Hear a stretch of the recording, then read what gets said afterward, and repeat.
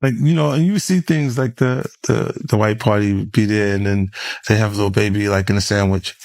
Like they're hugging him from the front and the back and stuff. Baby is absolutely one of the best human beings in the planet.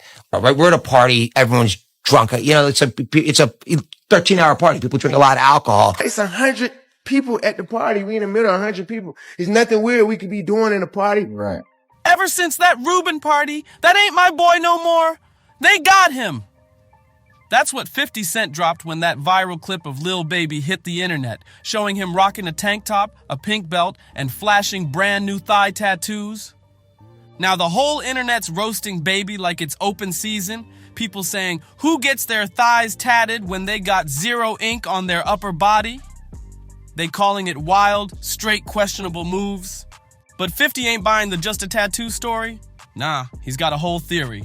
He swears Lil Baby hasn't been the same since that Michael Rubin party in the Hamptons, the one where cameras caught him getting hugged from the back. According to 50, this ain't about style choices or fashion statements. This is a straight-up humiliation ritual that certain rappers gotta go through if they want to keep their spot at the top. So the question is, what really went down at that white party? And who exactly is Mike Rubin? And why does he keep surrounding himself with young rappers like it's a habit? Let's get into why Lil Baby is back in the spotlight for all the wrong reasons. The man just got fresh ink, and if this was on his arms, chest, or back, nobody would have cared. But nah, he went straight for the thighs for his first ever tattoo. Thing is, Baby's been on record in multiple interviews saying he'd never get any tattoos. We put you that truth up, you gon' fuck around town. Huff this way. Too hard on that truth up, you gon' fuck around town. Huff this way. Going on these shows, I've been on the road, I don't care where I go, long as I get paid. Going on these shows, I've been on the road, I don't care where I go, long as I get paid. But here we are in 2025, and he's now got 90s on one thigh and Baby on the other. Bold as ever. He even posted it up on IG with the caption, "Back in that mode, rocking shorts so everyone could see those new tats." And it doesn't stop there. He's also got a big CBFW running down the side of his lower left leg. 50 Cent is trying to separate himself from the industry like he doesn't have to party with them. You guys have to understand, they had a party with men walking around with their butt cheeks out, like Keke Palmer. First revealed in a July 4th Instagram post. Of course, his fans had a field day with it. Comments like, humiliation ritual, I'm sorry, you let them get to you, and the industry got a hold on my boy, started flooding in. And one fan summed it up perfectly, telling him straight, lay off them shorts. But it didn't stop there.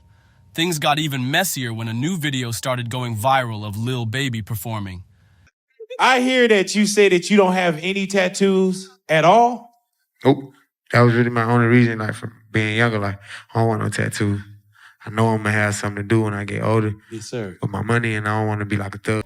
In those same shorts, the tank top, and yep, the pink belt. And the craziest part? He kept yanking those shorts up mid-performance just so everyone could catch a good look at those fresh thigh tattoos. The comment section went off. Folks were saying 50 Cent might have been right from the jump. That Lil Baby's been moving different ever since that all-white party at Mike Rubin's mansion. One person wrote, Michael Rubin already showed y'all that Lil Baby was his boy. Why y'all acting like this is new? Another dropped a wild one. I done lost everything, I never lost myself. So we just gonna let this nigga do this. We finna let Lil Baby come out here in his booty coochie shorts and just pop out with his hand in his mouth slit and just, yeah, that's just what we doing. Bunny hops and hugs from the back, from a white little guy with money. Okay, this generation is done for. So now everybody's wondering, what really happened at that party? And why was 50 out here warning Lil Baby to watch himself around Mike Rubin? Here's the rundown. Back in 2023, Michael Rubin threw his super exclusive white party in the Hamptons. We're talking the elite guest list. Since we had 5 girls, she'd be like, all y'all get in the shower. Mike. Man, Mike. I'm gonna come hug you right now. I'm coming to hug you. Big hug. Get everyone to love each other. Now this the motherfucker did it though. See, this the motherfucker did it. Hey, man. Jay-Z, Beyonce, Tom Brady, Kim Kardashian, and of course, Lil Baby. That's when the now infamous photo hit the internet. Lil Baby caught in a hug sandwich between Rubin and NBA player Kyle Kuzma. Mike. Man, Mike. I'm gonna come hug you right now. I'm coming to hug you. Big hug. Get everyone to love each other. That's why I don't be going to them puffy parties. Hug you from the front and the back at the same time. What you talking about? I mean, look, if you're into that, I'm fine with it. To each his own. I'm just saying, my mother on the party.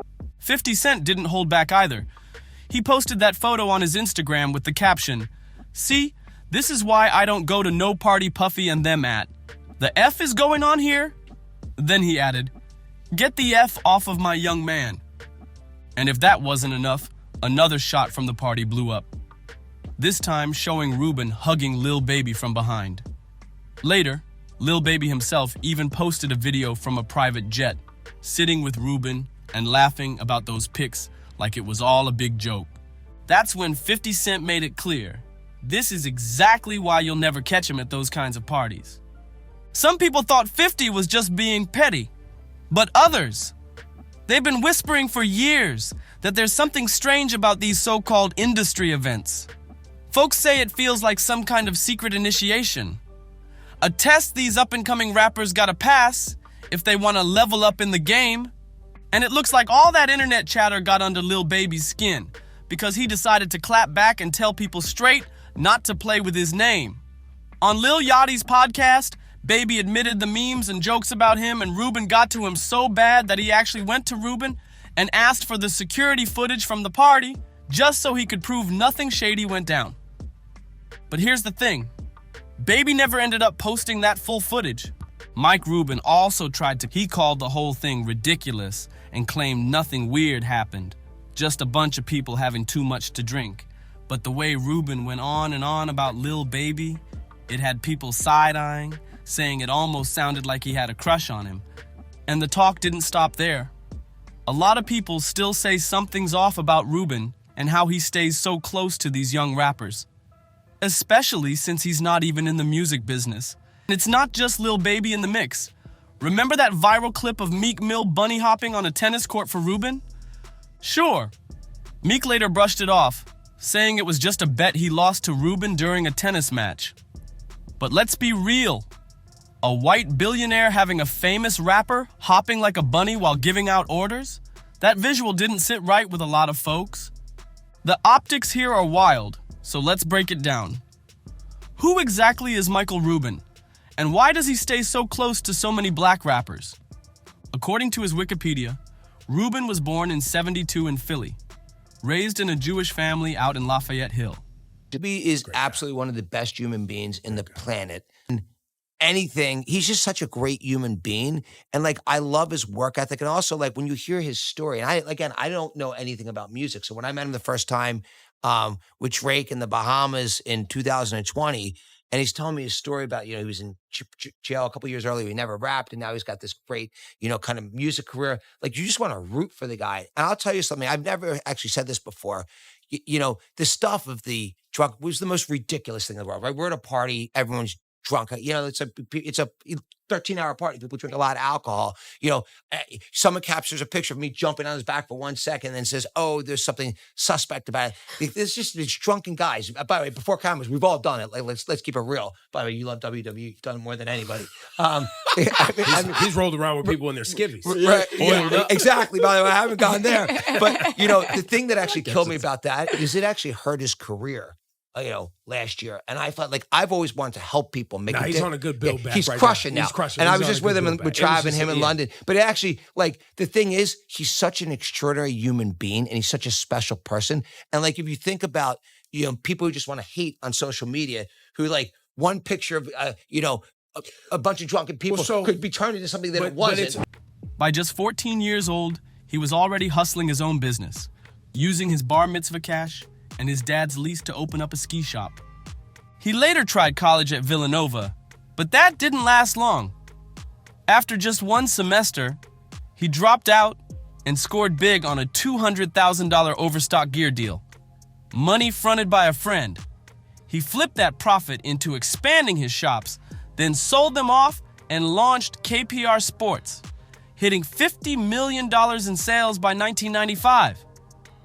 From there, Rubin built a company that eventually turned into GSI Commerce, a multi-billion-dollar e-commerce giant. And now, he's the big boss at Fanatics Incorporated. Out loud. Out loud. 42. Keep going. Keep going. 1, 2. Keep going. Keep going. Don't cheat on your buddy hops. They suck. Your buddy hops. The official licensed sportswear plug for the NBA, NFL, MLB, NASCAR, Formula One, and even WWE. According to Forbes, by mid-2025, Rubin's personal net worth is sitting at a cool $10.6 billion.